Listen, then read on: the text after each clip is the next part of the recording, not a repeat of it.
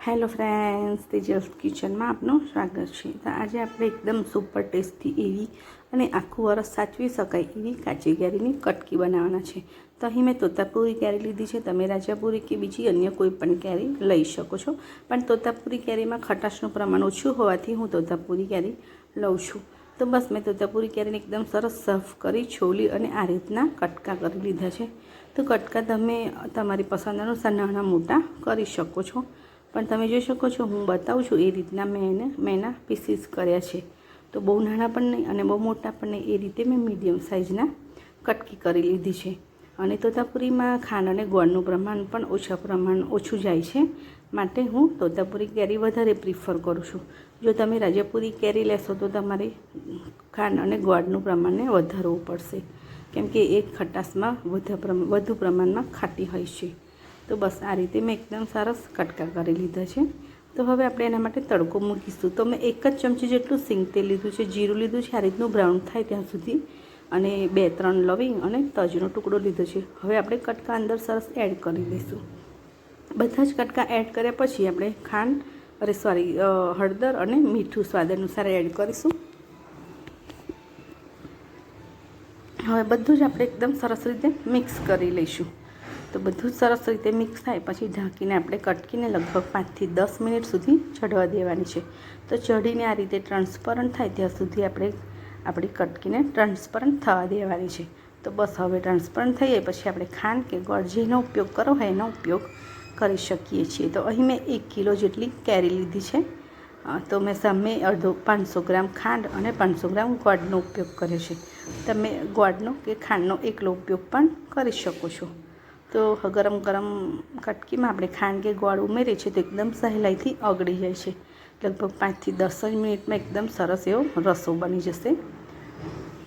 તો હવે આપણે સરસ રીતે એને મિક્સ કરી લઈશું। તો હંમેશા આપણે ખાંડ કે ગોળ કેરી કચરી પાકી જાય ને પછી જ એડ કરવાનું છે। તો બસ આ રીતનો એકદમ સરસ રસો થઈ જશે।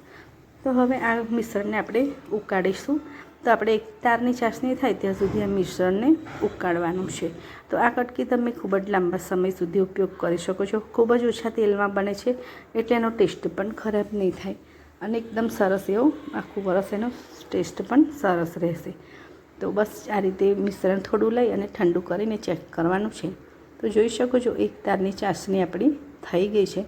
તો બસ 1 થી 2 મિનિટ ઉકાળી અને હવે આપણે ગેસને બંધ કરી અને ઠંડી થવા દઈશું। આપણું મિશ્રણ એકદમ સરસ ઠંડુ થઈ જાય પછી આના કરતાં થોડું ઘટ્ટ પણ થશે, માટે આપણે વધારે પડતું ઉકાળવાની પણ જરૂર નથી, અને વધારે ઉકળશે તો ચાસણી જેવું બની જશે। વધારે 2 તારની ચાસણી આપણે કરવાની નથી, આપણે ફક્ત 1 જ તારની ચાસણી કરવાની છે। તો જોઈ શકો છો ઠંડુ થઈ જાય પછી મિશ્રણ ઘણું એવું ઘટ્ટ થઈ જાય છે, માટે આપણે એને વધારે પડતું પણ ઉકળવા નહીં દઈએ। તો બસ હવે આપણે ઠંડુ થાય એટલે લાલ મરચું પાવડર એડ કરીશું। તો મેં અહીં 2 ચમચી જેટલું કાશ્મીરી લાલ મરચું પાવડર એડ કર્યું છે, જેથી કરીને કટકીનો કલર પણ એકદમ સુંદર આવે અને એકદમ સરસ દેખાય, અને ખાવામાં પણ સરસ લાગે। અને જો તમને તીખું ખાવાનું પસંદ હોય તો તમે તીખું મરચું પણ 1 ચમચી એડ કરી શકો છો। તો છે ને જોઈને જ અને ખાવાનું મન થઈ જાય એવી સુપર ટેસ્ટી એવી આપણી કટકી રેડી છે।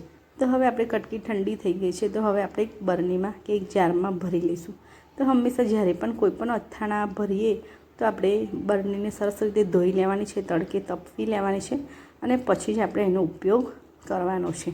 તો એકદમ સરસ એવી આપણે બરણી પણ રેડી કરી દીધી છે। તો હવે આપણે બરણીમાં કટકી ભરી લઈશું, અને બને ત્યાં સુધી હંમેશા આપણે કાચ કે ચિનાઈના માટીના બરણીનો ઉપયોગ જ કરવાનો, જેથી કરીને આપણું અથાણું એકદમ સરસ લાંબો સમય સારું રહે। તો આપણી કટકી રેડી થઈ ગઈ છે, અને મેં આ ચાલુ ખાવા માટે ભરી છે, એટલે હંમેશા જ્યારે પણ બરણીમાં ભરીએ એટલે આ રીતે એકદમ સરસ અને અંદરથી બહારથી બધેથી નૂછી લેવાની, જેથી કરીને ફૂગી કે આવવાની શક્યતા ના રહે, અને હંમેશા એરટાઇટ કન્ટેનરનો ઉપયોગ કરવાનો। તો બસ આપણી સુપર ટેસ્ટી એવી કટકી રેડી છે। તો તમે પણ એકવાર જરૂરથી ટ્રાય કરજો, અને મારી રેસીપી જો તમને ગમે તો લાઇક, શેર અને સબસ્ક્રાઈબ કરવાનું પણ બિલકુલ ન ભૂલશો। તો મળીશું હવે ફરી રેસીપી।